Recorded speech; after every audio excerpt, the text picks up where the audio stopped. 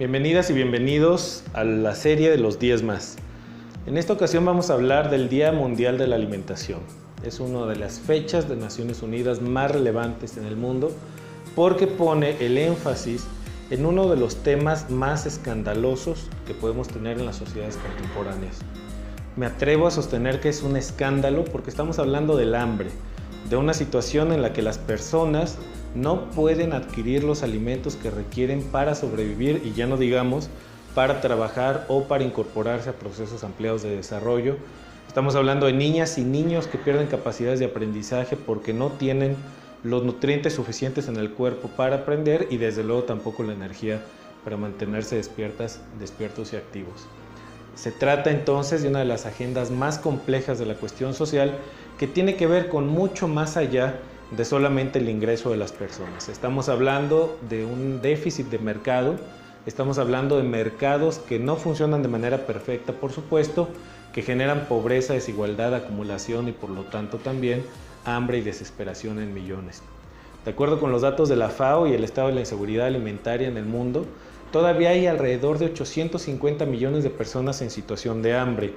De acuerdo con los datos del INEGI, cada año están falleciendo más de 110,000 personas por diabetes, más de 130,000 personas por problemas del sistema circulatorio, es decir, hipertensión arterial, isquemias del corazón, enfermedad cerebrovascular, y esto implica sin duda alguna una gran condición o altas condiciones de malnutrición entre la población. La Secretaría de Salud mide la desnutrición de las personas de acuerdo conforme van llegando a los servicios de salud. Estamos hablando de 3 tipos de desnutrición: crónica, moderada y leve. La desnutrición crónica es aquella que se vive por largos periodos y que pone en riesgo la vida y la salud de manera grave de las personas. La salud moderada, nos dice la Secretaría de Salud, la desnutrición moderada, nos dice la Secretaría de Salud, es aquella que se vive por periodos prolongados, pero que no llega a poner en riesgo la vida de las personas, y la desnutrición leve es la que tiene el menor impacto, pero que implica desde luego la insuficiencia de nutrientes y el aporte calórico que requieren niñas, niños, adolescentes,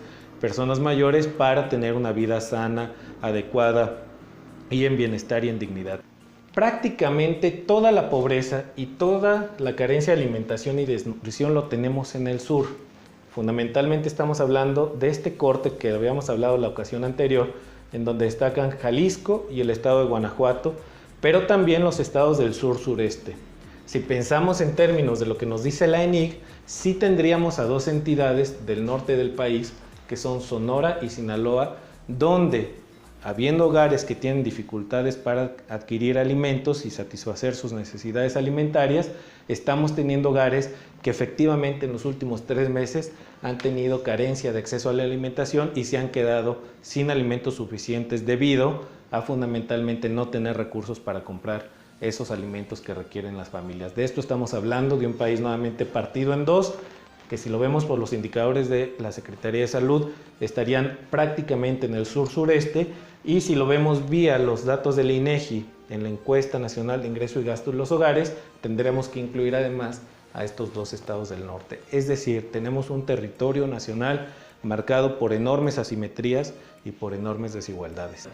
De estos casos, nos dice la Secretaría de Salud, tenemos más de 100,000 al año, y el Estado de México tiene más de 10,000 en estos primeros 273 días del año. La Ciudad de México le sigue en segundo lugar con 4,800, el Estado de Veracruz con más de 4,700, Puebla con 4,200, Jalisco con más de 3,900, Hidalgo con más de 3,400 casos, y los estados de Chiapas, Oaxaca y Guerrero con más de 2,000 casos cada uno, junto con el estado de Guanajuato, que sería el lugar 10 en esta lista de los 10 más que tienen mayor grado de desnutrición. Es muy importante decir que estos son casos atendidos por el sector salud, por lo cual no habría de sorprendernos que haya un importante subregistro. Recordemos que de acuerdo con la encuesta Intercensal 2015, alrededor de 20 millones de personas no tienen acceso a los servicios de salud, y alrededor del 18% de las personas que sí tienen servicios de salud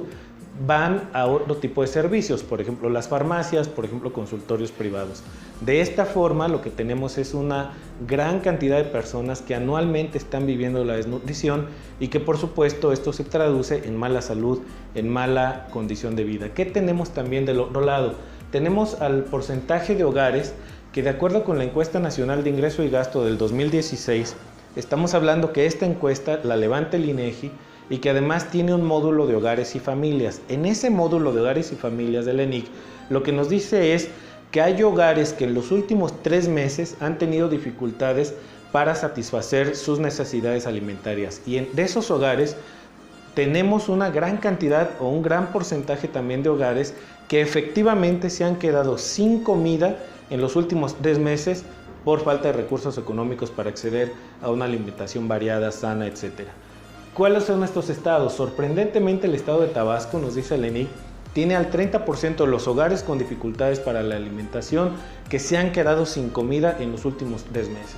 Le sigue el estado de Oaxaca con 18%, sorprendentemente los estados de Sinaloa y Sonora, que se supone que tienen a los sectores agrícolas más potentes del país, a los sectores ganaderos más potentes de todo el territorio nacional y que están teniendo enormes dificultades en la parte rural sobre todo y en las partes urbano marginadas de hogares que se quedan sin su alimentación. Tenemos también el estado de Veracruz con casi el 15%, Campeche y Guerrero con prácticamente el mismo porcentaje, es 14.7% en cada uno de ellos. Finalmente están los estados de Michoacán, de Hidalgo y de Colima con poco más del 13% de sus hogares que tienen dificultades para alimentarse y que efectivamente en los últimos 3 meses previos a la encuesta nacional de ingreso y gasto en los hogares se quedaron sin la alimentación. Nuevamente hay que insistir, cada año, de acuerdo con la Secretaría de Salud, además, como correlato de esto, tenemos alrededor de 500,000 casos o más diagnosticados por obesidad, más de 300,000 casos diagnosticados de diabetes, casos nuevos, y más de 400,000 casos de enfermedades hipertensivas. Si continúa este ritmo, vamos a tener en los próximos 10 años alrededor de 5 millones más de personas que tienen diabetes o hipertensión, a los cuales hay que sumarle los 6.5 millones que ya diagnosticó la encuesta nacional de alimentación y salud, la ENSANUD 2016, que es